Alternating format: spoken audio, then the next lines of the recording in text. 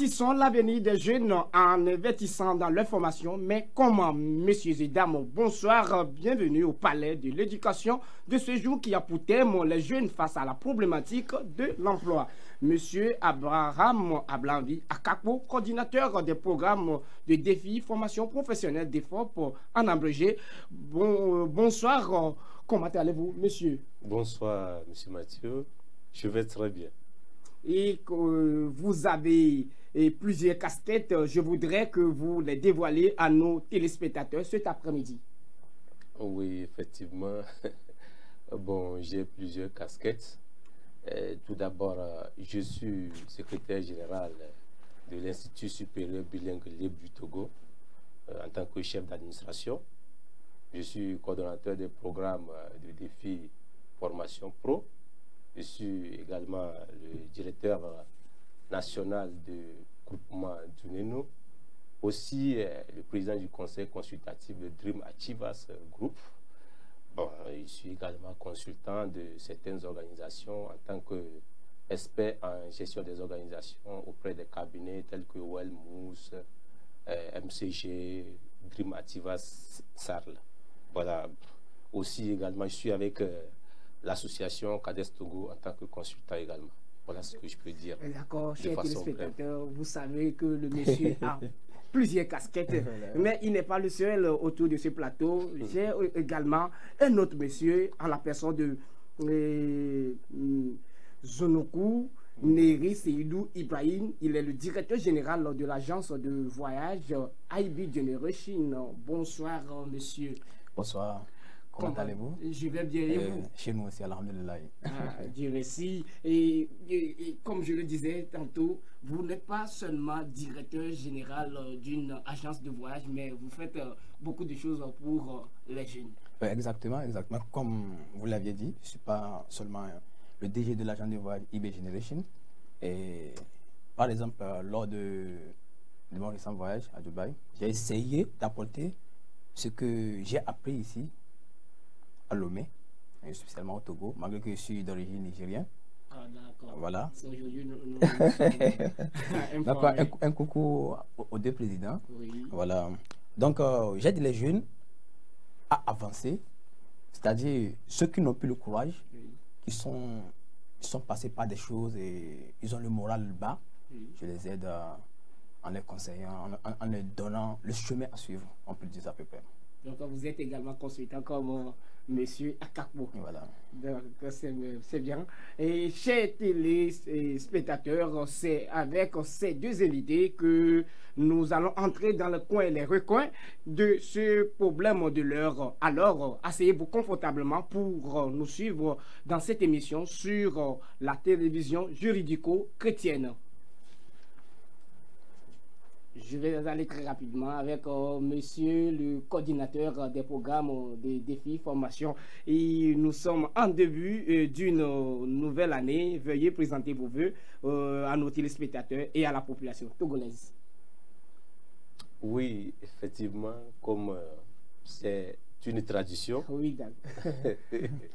au début de chaque année, bon, en tant qu'humain, on a l'habitude de se souhaiter des vœux. Mais il faut des vœux sincères. Oui. Ce que moi je souhaite à tous mes amis, à tout le peuple togolais, c'est tout d'abord la paix. La paix, parce que tout le monde sait ce qui gangrène le monde entier aujourd'hui. Mais au-delà de la paix, il faut que tout le monde ait une santé de fer. Voilà ce que moi je peux souhaiter. Et puis le reste peut quand même s'en suivre. Voilà. Merci, monsieur. Et vous allez vous... comme l'a dit mon confrère Ibrahim, faire la même chose voilà, comme voilà. Votre collègue. Ouais, je vais relever un aspect, et ce qu'il a dit, la paix. Oui. Sans la paix, je ne crois pas si on serait ici, à cette émission. Oui. Et même œuvre à tout le peuple togolais et à nos dirigeants, au personnel de JCTV, c'est ça, non? Oui, c'est ça. Au personnel de notre agence de voyage IB Generation, Oui. à tous nos anciens clients qui, grâce à notre assistance, ont pu voyager. Nous voulons également à tous ceux qui nous feront confiance pour la réalisation de leur rêve de voyage. Et à vous aussi, monsieur Mathieu Bida, Mes meilleurs vœux. Merci, merci. Totalement. Ok. Et pour que ceux qui nous suivent actuellement aient une bonne compréhension de ce thème, nous devons leur donner la définition de deux termes clés et dans cette émission, à savoir les jeunes et la problématique. Et monsieur Akakpo, quand est-ce qu'on dit que quelqu'un est jeune? Le mot jeune, Oui. bon, ça a plusieurs connotations. Voilà. Mais bon, peut-être mes étudiants seront en train de me suivre actuellement. Ils savent très bien que moi, je n'y vais pas sur les aspects théoriques des choses. Voilà. Voilà.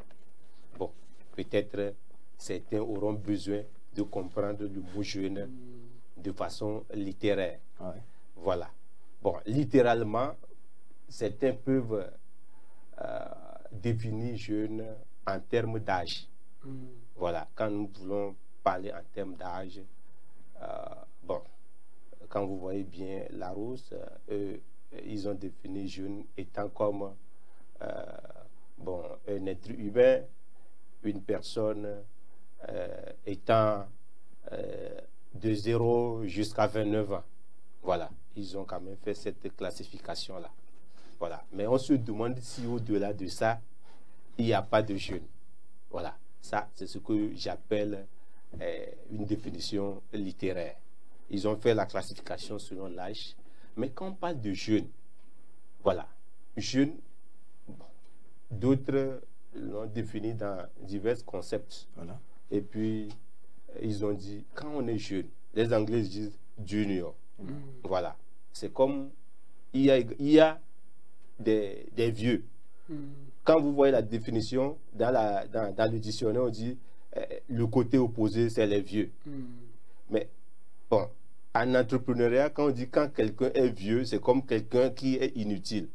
Alors, quelque chose qui est vieux, cette chose est inutile. Voilà. Or, être jeune, c'est dire que c'est quelqu'un qui est utile. Voilà. C'est pour dire que, bon, quand on dit on est jeune, c'est comme on a de l'énergie. Oui. Voilà. Quelqu'un qui a de l'énergie à brûler. Voilà. Voilà. Ça, c'est un jeune. Bon, si tu es jeune aujourd'hui, tu n'as pas d'énergie à brûler, alors là, tu t'apparentes au vieux que les gens définissent de l'autre côté de ce concept. Mais les jeunes, bon, en tant que jeunes, c'est ce que nous voulons quand même parler de façon pratique. Quand on est jeune, il faut savoir que on est quand même l'espoir. Oui. Voilà. Quand on est jeune, on est espoir. Quand on est jeune, il faut savoir également que on compte sur toi. Et puis, tu es la relève. Voilà. Parce que les vieux sont en train de partir. Il faut d'autres personnes derrière que nous pouvons qualifier de jeunes. Alors, c'est eux qui prendront la relève. La connaissance va se pérenniser parce qu'il y a d'autres qui vont faire ce que nous appelons la loi du duplicata. Voilà. Parce que ce qui a été fait par d'autres personnes, il y a d'autres générations derrière qu'on classifie de jeunes qui vont faire la même chose pour que la chose se pérennise dans le temps et dans l'espace. C'est ce que moi je peux dire à propos du concept de jeune. Je vais vous poser encore une autre question. Voilà. Et c'est quoi donc la problématique? Oui. Et quand on parle de problématique, bon, ceux qui ont fait jusqu'au niveau du baccalauréat peuvent facilement définir littéralement la problématique. Oui. Tout à fait comme un problème à résoudre. Voilà. Mais la problématique, c'est des difficultés. Voilà. Tant qu'on est né sous ce ciel, il y aura toujours forcément des difficultés, des choses qui seront tout d'abord un peu, qui nous poseront des défis. Vous voyez, non? Les choses qui vont nous poser des défis. Ce qui nous pose des défis, et nous allons réfléchir autour de ça, poser des paramètres, venir avec des schémas, des plans pour résoudre, c'est ce que nous on peut appeler de manière pratique la problématique. Voilà. D'accord. Et M. Ibrahim, je vais vous poser la même question. Voilà. J'espère que M. Akakpo a énormément parlé de jeunes. Il a donné sa tentative de définition de jeunes, mais je voudrais que vous me donniez également une définition aux jeunes. Voilà. Et si nous prenons aujourd'hui les enfants de 0 à 25 ans, nous avons 3 groupes. De 0 à 11 ans, on parle d'enfants. De 11 à 17 ans, les adolescents. De 18 à 24 ans, on parle de jeunes. Être jeune, c'est-à-dire d'une manière naturelle. Est-ce que vous voyez? Mais le jeune est caractérisé par une force vitale, comme l'a dit mon grand frère, le dynamisme. Être jeune, c'est-à-dire de faire usage de sa force physique, mentale, intellectuelle, pour y arriver à rentrer dans la marge des adultes avec réussite. Voilà. C'est parce que c'est pourquoi beaucoup s'accordent à dire être jeune, c'est avoir un état d'esprit. Pour finir et englober toutes vos questions. Je ne veux pas vous laisser. Je vais toujours vous poser, comme je l'ai déjà posé et à M. Akakpo. Oui, qu'est-ce que la problématique? En un mot, je vais dire que c'est surmonter en soi-même pour y arriver à réaliser quelque chose en quelque sorte. C'est surmonter. Donc, quand on est avec les patrons d'entreprise, on est avec les responsables, les définitions sont aussi différentes. Et puis, il y a beaucoup de choses à retenir. J'ai retenu certainement des choses dans les éléments de réponse de M. Akakpo. Voilà, je viens de retenir quelque chose également dans vos éléments de réponse. Nous allons poursuivre notre aventure éducative de cet après-midi. Et monsieur Akakpo, après toute formation, on aspire gagner d'emploi ou faire quelque chose pour pouvoir joindre les deux bouts, comme on le dit en général. Mais de nos jours, trouver un job est un calvaire. Monsieur, pourquoi? Oui, c'est une très belle question. Là, il va beaucoup parler. Voilà, c'est une très belle question. C'est une dissertation. Et cette question s'adresse spécialement à nous, les formateurs. Ah, d'accord. Voilà. Et je vous en félicite. Je peux vous dire que le problème de l'emploi que la société pose aujourd'hui, ce n'est pas aux jeunes de gagner. Quand vous vous appelez gagner un emploi, c'est comme on joue à la loterie. Donc, voilà. Je vais reprendre le terme, trouver un emploi. Trouver un emploi. Je suis parfaitement d'accord avec toi quand tu dis, du moins, c'est trouver un emploi. On a l'habitude de dire, j'ai gagné un emploi, j'ai gagné un job. J'ai gagné, c'est ça. C'est des termes péjoratifs, bien vulgaires que nous utilisons. Et tout à fait, quand on dit gagner un emploi, ça ne motive pas les jeunes. Eux aussi, ils attendent un jour à gagner un emploi. Alors que ce n'est pas gagner un emploi. L'emploi se cherche et se trouve. Voilà. Et avant d'aller même chercher un emploi, pour pouvoir dire que j'ai trouvé un emploi, il faut se préparer d'avance. Voilà le vrai problème que nous avons ici aujourd'hui. Bon, la question est de savoir pourquoi trouver un emploi est difficile. C'est la manière. Au fait, est-ce que trouver un emploi est difficile? C'est là, moi, je me pose une autre question. Est-ce que trouver un emploi est difficile? Là, si nous allons décrypter ce problème, il faut aller en amont et revenir en aval. Voilà. Parce que un emploi, c'est quoi? Voilà. Il faut commencer à partir de là. Si se faire employer, c'est s'exercer, c'est travailler, aller au boulot et revenir, on peut dire qu'il y a de l'emploi partout. Vous voyez, non? Il y a de l'emploi partout. Ça dépend de ce que tu veux faire. Voilà. Mais si c'est trouver un emploi à la hauteur de sa qualification, c'est de là que se pose même le problème. Moi, si j'analyse ça, nous pouvons dire de façon générale, dans notre pays d'abord, ce qui se passe ailleurs, tout à fait comme chez nous ici au Togo, c'est pratiquement la même chose. Il y a pas d'emploi comme cela se doit. En France, les gens s'en vont en France, ils voyagent, mais l'emploi des rêves, ils ne peuvent jamais trouver ça s'ils ne sont pas à la hauteur des qualifications choisies. Vous voyez, non? C'est nous qui formons. Et nous formons pour qui? On forme pour les entreprises.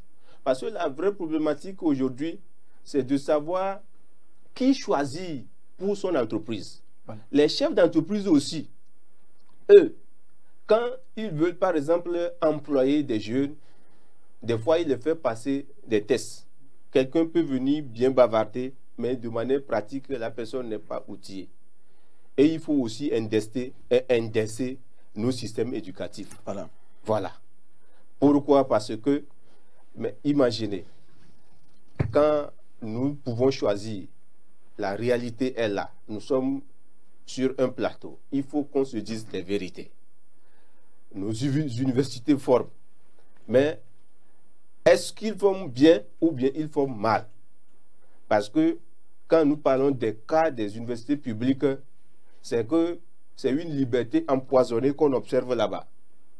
Mais tu t'en vas pour te faire former.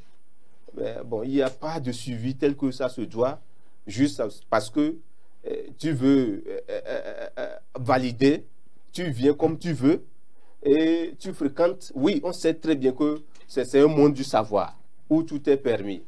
Mais si toi-même tu sais ce que tu cherches, ce pourquoi tu es arrivé à l'université, tu vas t'atteler à certaines matières tellement, de telle sorte que quand tu termines, tu seras outillé.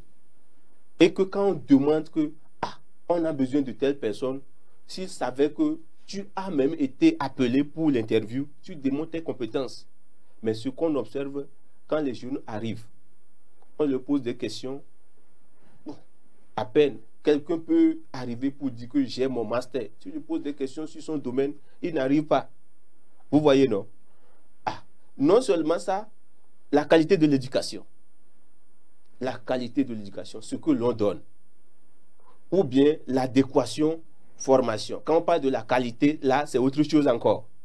Parce qu'il faut indexer les formateurs, il faut indexer les unités de formation. Vous voyez, non? Voilà, parce que c'est eux qui doivent donner de l'énergie. C'est eux qui doivent donner ce que le jeune a besoin. Eux, ils sont comme un enfant.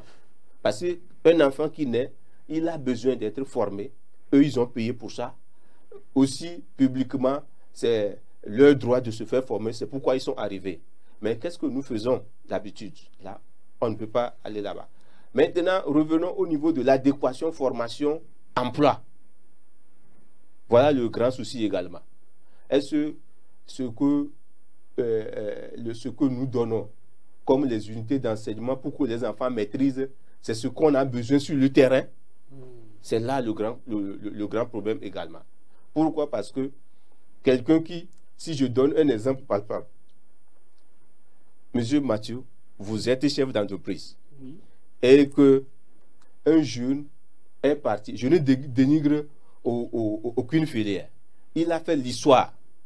Toi, un entrepreneur, mon confrère qui est là-bas, il est entrepreneur, et puis quelqu'un a fait le département d'histoire. Lui veut quelqu'un qui va lui générer des millions pour qu'il puisse payer des impôts, pour qu'il puisse payer le personnel et se nourrir et pérenniser son entreprise.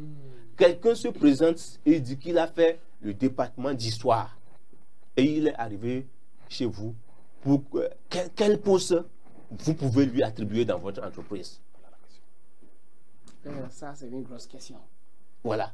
Mais ceux-là aussi, ils vont quitter les bancs, ils vont terminer, obtenir leur master, ils vont obtenir leur licence. Au lieu de changer peut-être pour aller de manière un peu pratique, ils continuent pour avoir leur master et ils reviennent et ils crient haut et fort qu'ils n'ont pas trouvé d'emploi. Moi, je n'en veux à personne parce que quand tu choisis ton département, il faut savoir ce que tu vises. Il ne faut pas faire le raccourci pour revenir dans les entreprises. Parce que quand on va à l'école, si on n'est pas employé par l'État, alors on s'attend à ce que peut-être les multinationales, les institutions internationales ou bien les multinationales nous recrutent. Oui. quand eux, ils ne nous recrutent pas, alors on s'attend à ce que les entreprises privées, vous voyez, non? Oui. Il faut que les entreprises privées nous recrutent. Oui. Voilà.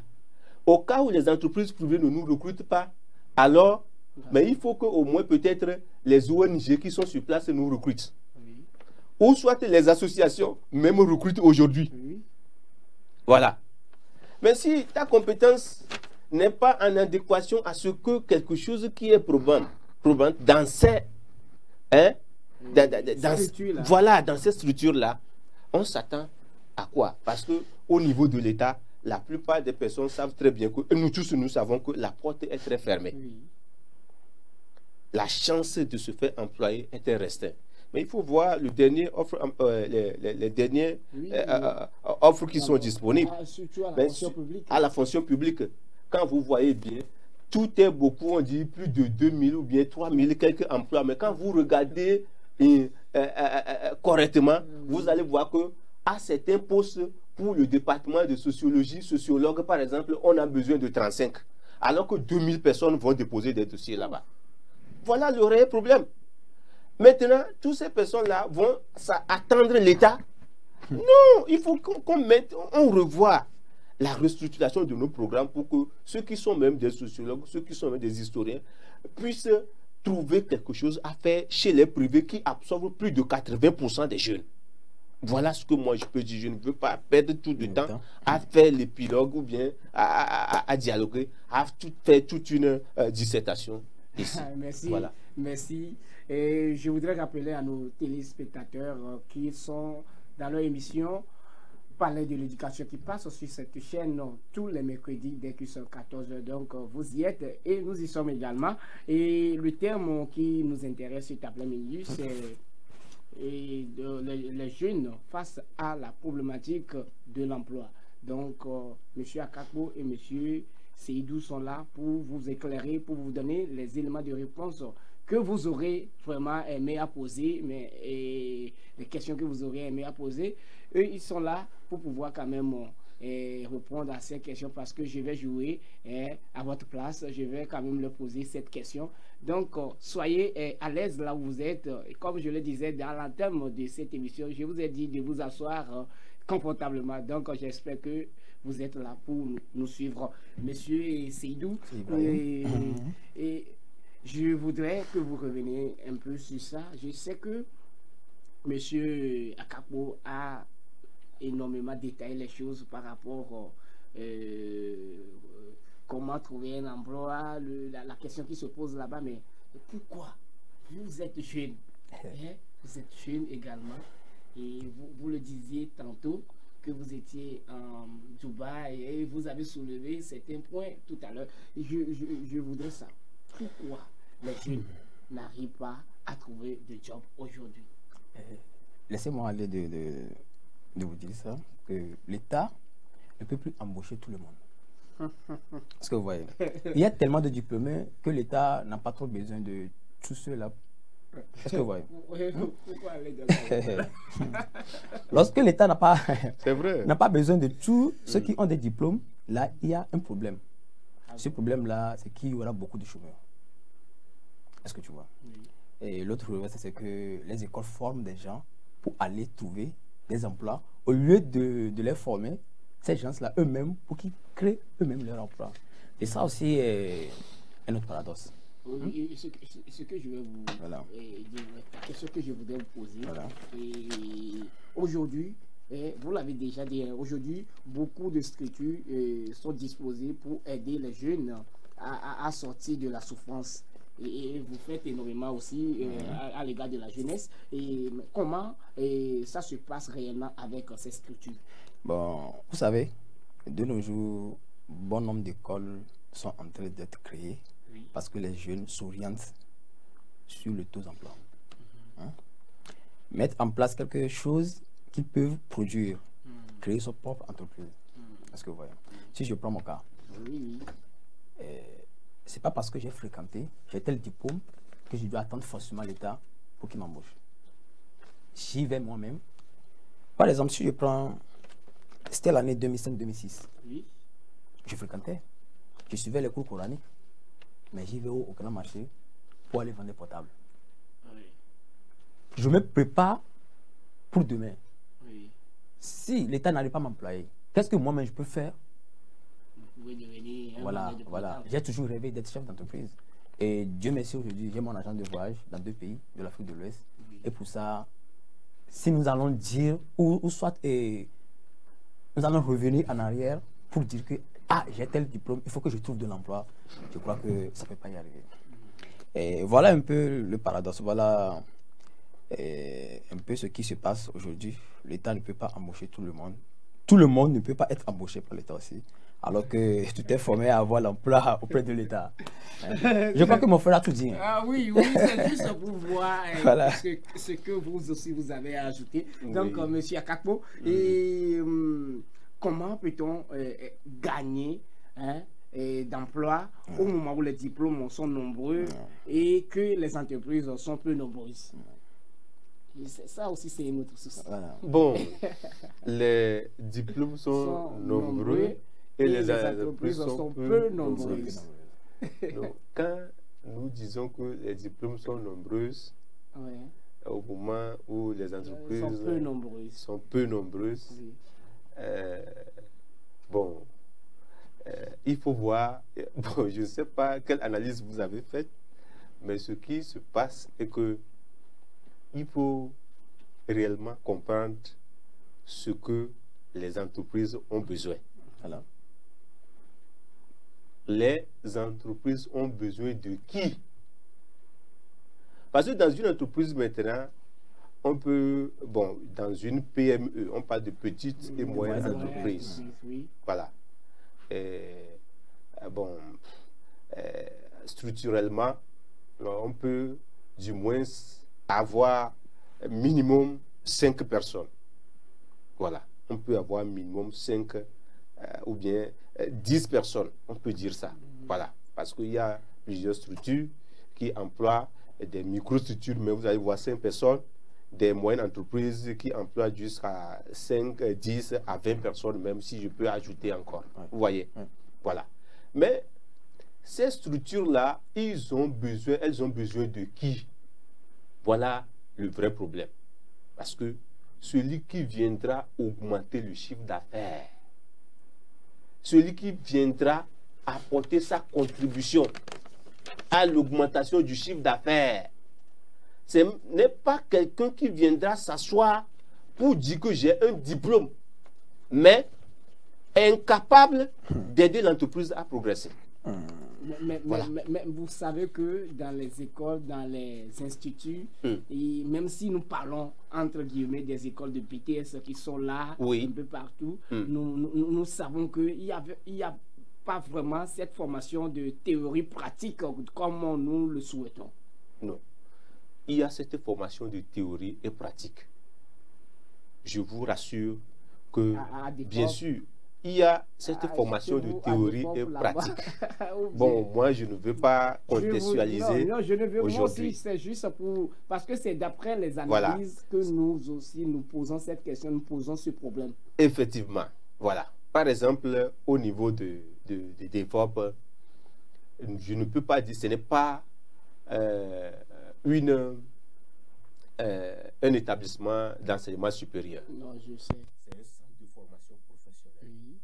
Mais bon, je peux dire que le programme à leur niveau est taillé par rapport à ce que demandent les chefs d'entreprise.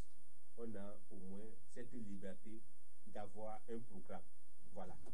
Mais quand on parle de BTS, je sais très bien, l'État togolais a mis en place un programme très alléchant depuis le début. Moi, c'est seulement, s'ils nous suivent ici, ce que nous pouvons demander, c'est de réviser ces programmes. Parce que le programme de 1980 ne peut pas être d'actualité en 10 ans plus tard. Parce que vos téléphones même, ou bien 20 ans plus tard, juste aujourd'hui même, depuis 80 jusqu'à maintenant, il faut voir le nombre d'années qui séparent. Avant, nos portables, on a commencé avec les portables à touche. Bientôt, après, ça a évolué avec des écrans verts, écrans bleus, ça a évolué avec des écrans plats, et puis finalement, on est venu aujourd'hui à Android. Ce qui veut dire que tout s'actualise. Mais au même moment, quand tout s'actualise, c'est la connaissance qui s'actualise. Oui. Voilà. Mais regardez que nos programmes, par exemple, ce qu'on avait depuis, au moins, au lieu d'actualiser, on n'actualise pas souvent. Bon, bien sûr, actuellement, je pense qu'il y avait une petite réforme quand le directeur de l'enseignement supérieur, que je jette des fleurs ici, professeur Pacha, avait opéré, quand il fut le directeur de l'enseignement supérieur, il a quand même fait son mieux pour se débattre de gauche à droite pour qu'on essaye un programme de qualité. Voilà, le travail a été fait, bon, qui n'est pas encore mis en œuvre. Jusqu'alors, ils sont en train de tenter de mettre tout ça là en œuvre.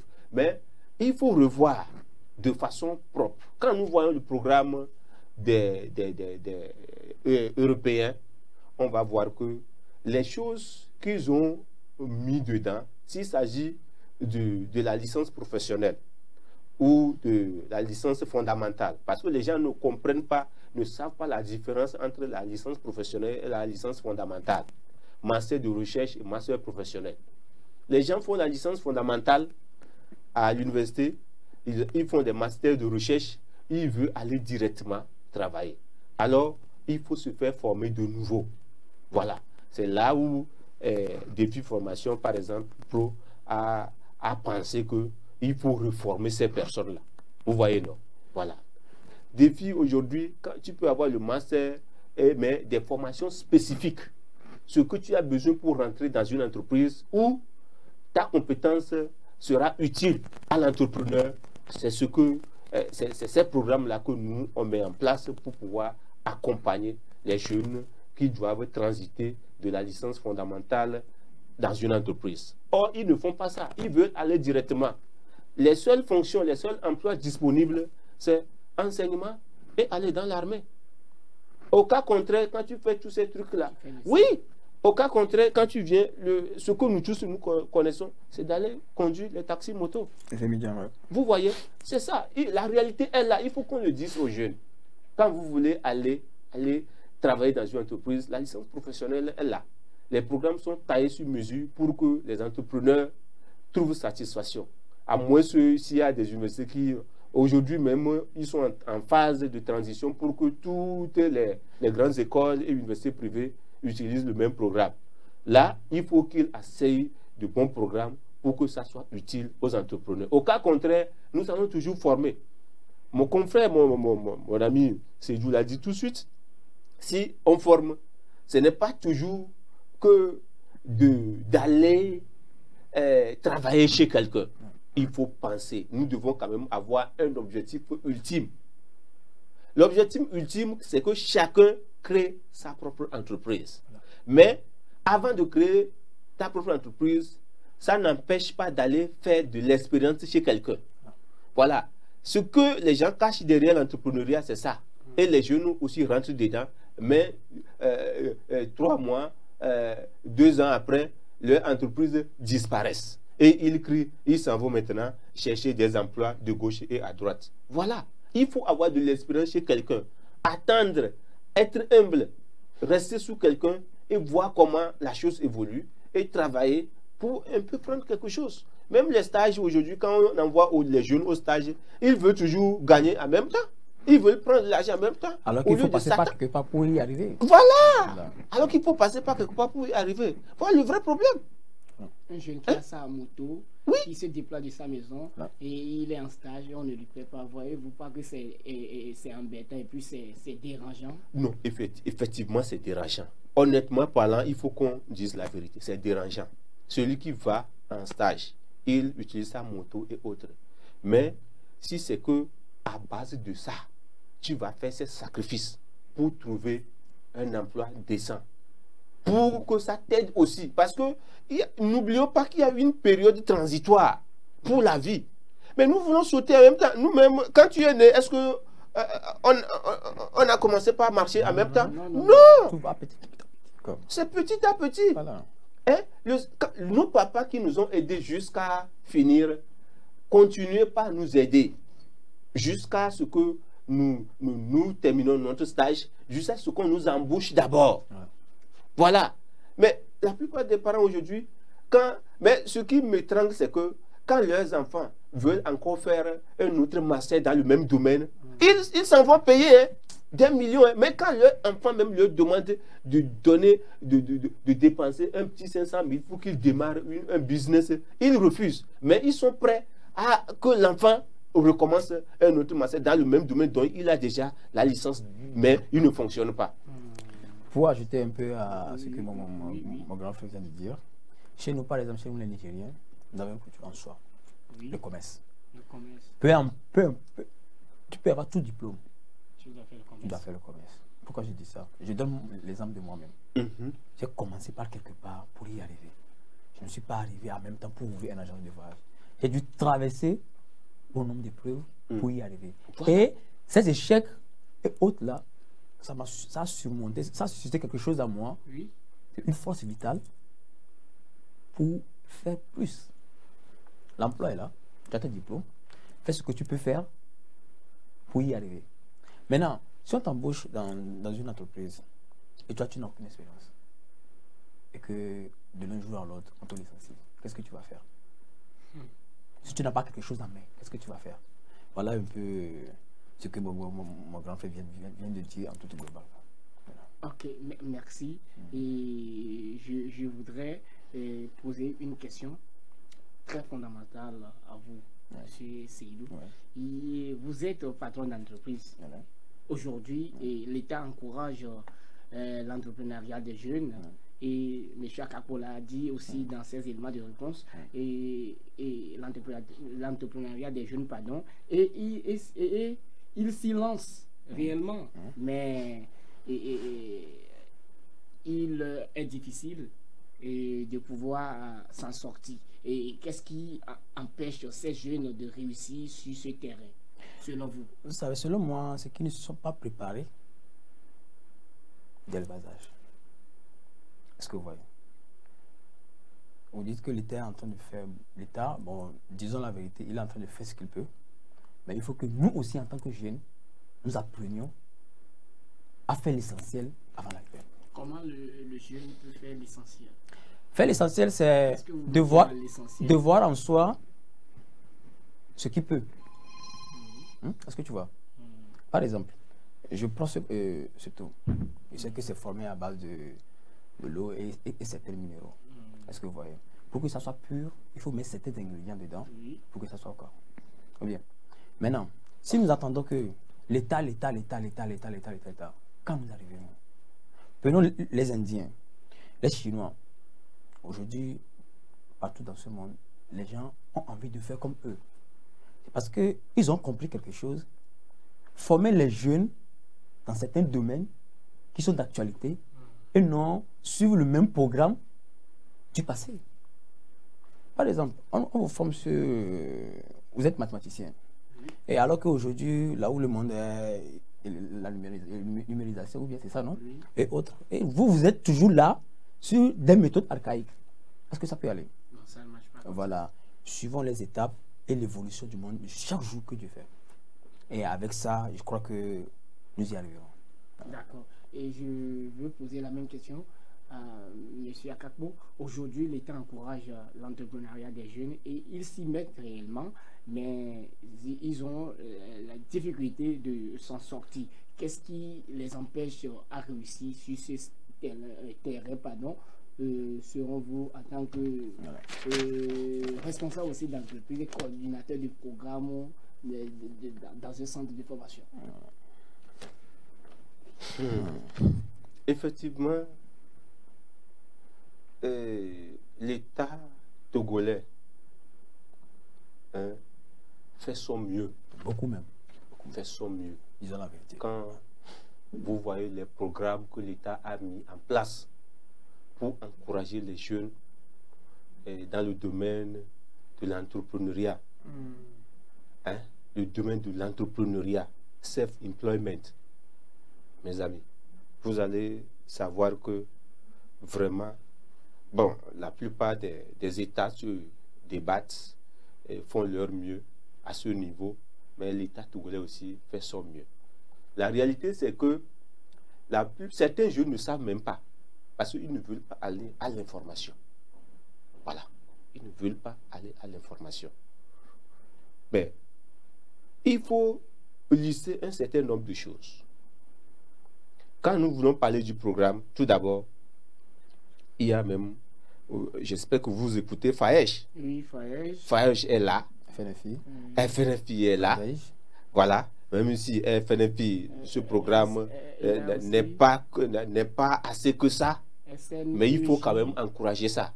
Il y a même le programme, il y a le programme PENIASA, il y a le programme pour l'encouragement et l'initiative des jeunes. Il y a plein de programmes. Hein? Il y a des programmes pour l'encouragement des initiatives villageoises. Il y a plusieurs programmes. Et il y a certains fonds qui sont mis à disposition pour que les jeunes arrivent avec quoi. Mais avant que tu n'obtiennes, voilà, il y a même des programmes ANPGF, voilà, c'est l'agence qui encourage l'entrepreneuriat. Ici, aujourd'hui même, c'est eux-mêmes qui font la plus grande partie des financements aujourd'hui. Voilà, ANPGF. Et puis, mais avant d'aller là-bas, il faut que tu arrives avec un projet. Vous savez ce que certains collègues disent des fois, que même quand tu fais des projets, tu arrives là-bas, on va voler ton projet et donner à une autre personne. Comment se fait-il que déjà toi-même tu es sceptique? Toi-même tu t'es fait une fausse idée. Tu t'es déjà marqué un but. Ouais.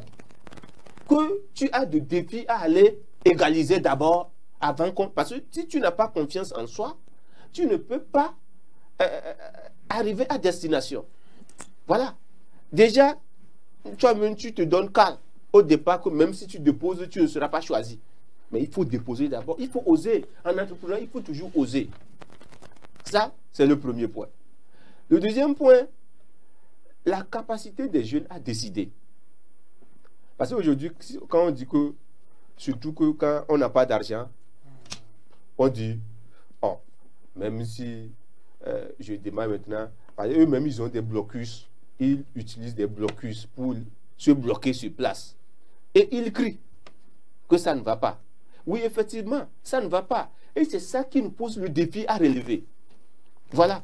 Mais la capacité à décider, il faut décider. Le point, on dit, un voyage de 1000 km commence par combien de pas?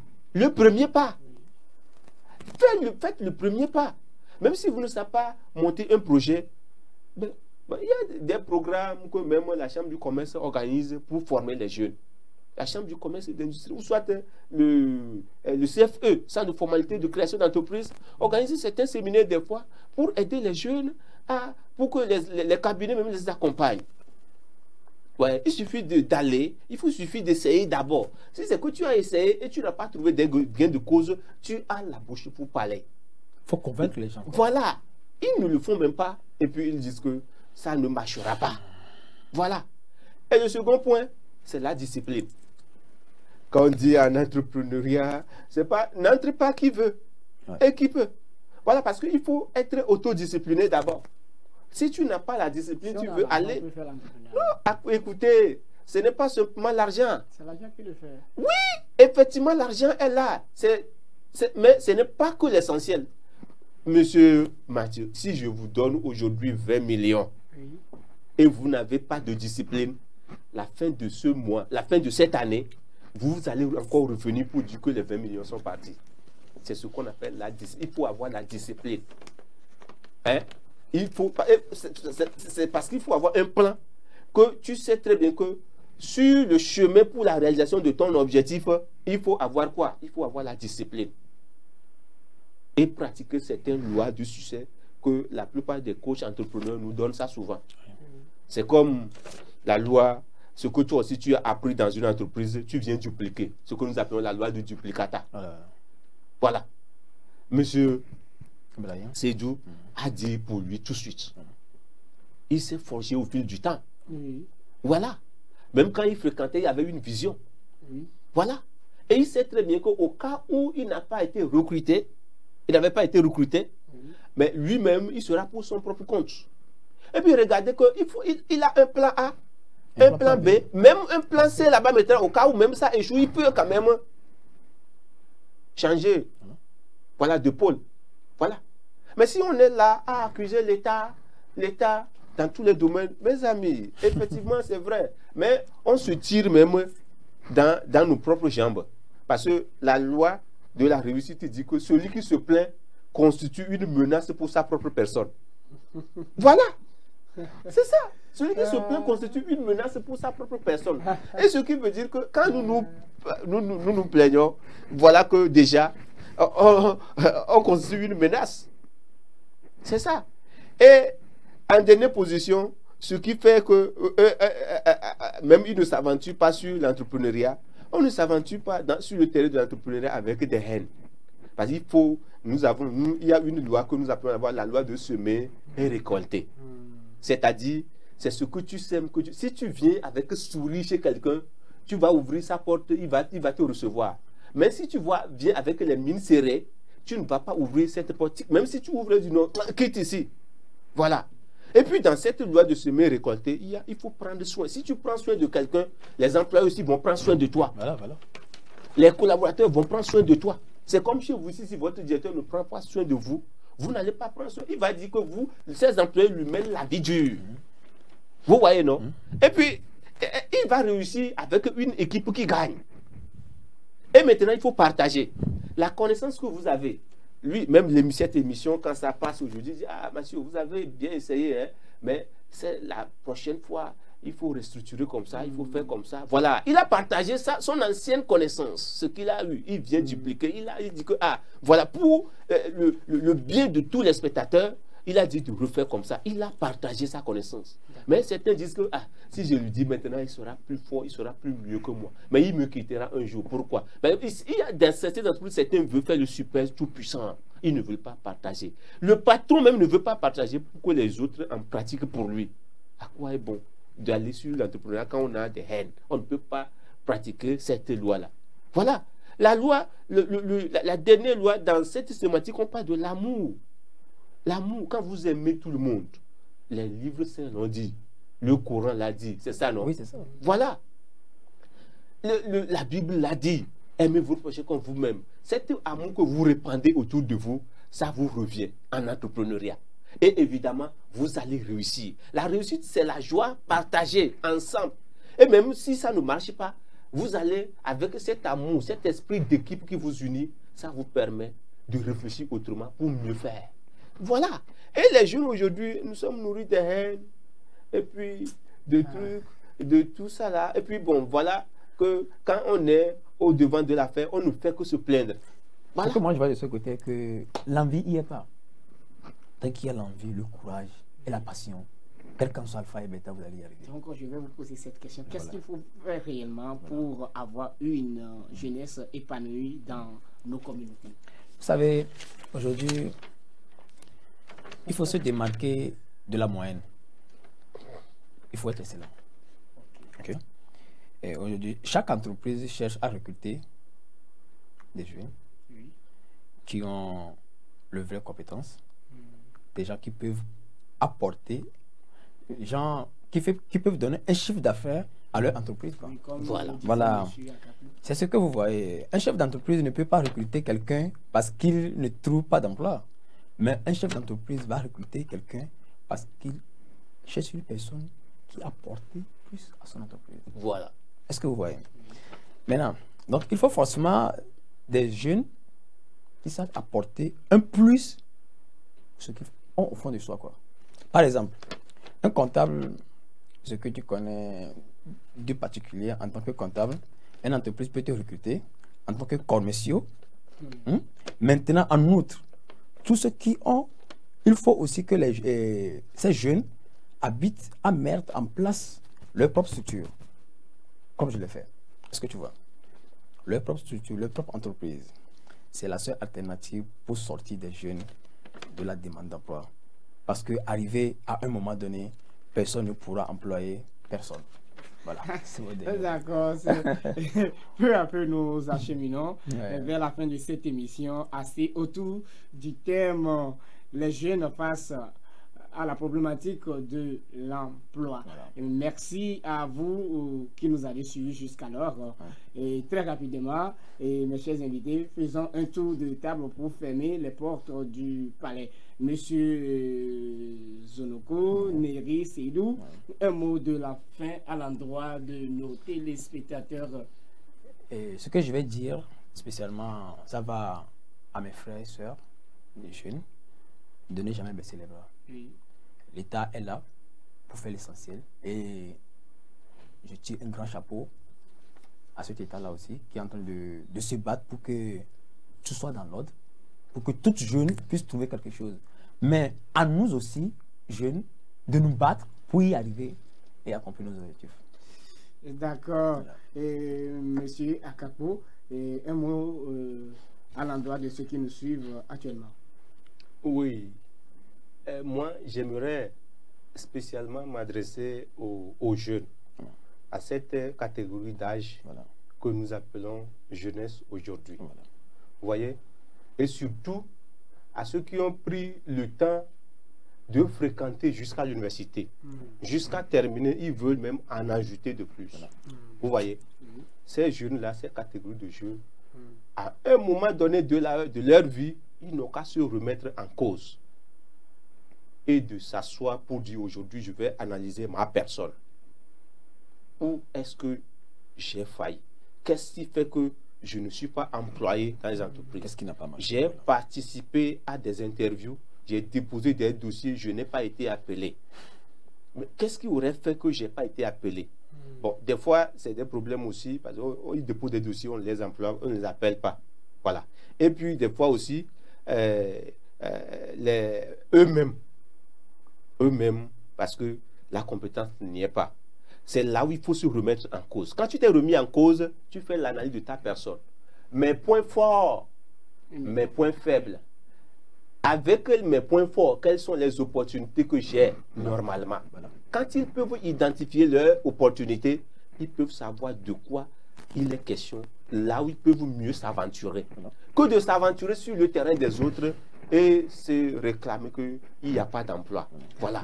Maintenant, quand il y a des menaces, parce que toute entreprise, toute personne dans cette vie a des menaces. Tant que nous avons des points faibles inhérents à notre personne, il y a des menaces qui ne sont pas inhérentes à notre propre personne, mais de l'extérieur qui sont sur nos chemins. C'est parce que tout ce que tu auras à faire, tu auras des difficultés. S'ils peuvent simplement enlever les plaintes de leur vie, vous allez voir que les choses vont commencer par marcher. Parce que quand tu te plains trop, les choses s'empirent. Les jeunes doivent cesser de se plaindre et se remettre en cause et s'asseoir, analyser leur comportement, leurs points forts, leurs points faibles, leurs opportunités qu'ils peuvent avoir et leurs menaces. Et puis quand ils analysent, là où ça a eu un manque, les points faibles sont nombreux, tu vas chercher à te faire former de nouveau. Voilà. J'ai manqué ceci, tu formes. Quand tu te formes ici, ça devient ton point fort. Là où tu revois tes points faibles et puis tu les travailles pour que ça devienne tes points forts. Et voilà que tu es prêt pour les opportunités. C'est ce que je peux dire. Pour y ajouter, il faut simplement que les jeunes n'attendent pas le diplôme avant d'avoir l'emploi. Voilà. Et qu'ils commencent à faire quelque chose en étant à l'école, même dans les cours primaires. D'accord. Prenons l'exemple, vendre Piawata, les chercher. Et ne pas attendre finir les études avant d'être heureux. Parce qu'en attendant d'avoir les diplômes, on finira toujours par être vieux et tout va se passer. One leg to school, one leg to business. Merci à vous, nos invités. Merci à mes confrères, à tous et Marc.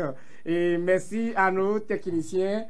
Et je crois que nous vous avons quand même donné les meilleurs éléments que vous aurez quand même comme des choses qui pourront vous aider à réussir dans cette société, dans vos communautés. Donc, avant que je ne vous quitte, je vais vous laisser ceci. Écoutez-moi bien. Quand la formation requise est en adéquation avec l'emploi obtenu, la compétence sera au service du progrès. Restez toujours branchés sur la chaîne de la vraie différence et ne zappez pas. Et nos programmes sont là pour vous et vous les suivrez pour pouvoir vous vous donner de joie et apprendre des choses sur cette chaîne. Et moi, je vous souhaite donc bon après-midi et je vous donne le rendez-vous le mercredi prochain à 14 h pour que vous soyez avec nous pour une nouvelle aventure sur cette chaîne. Donc, je vous dis au revoir.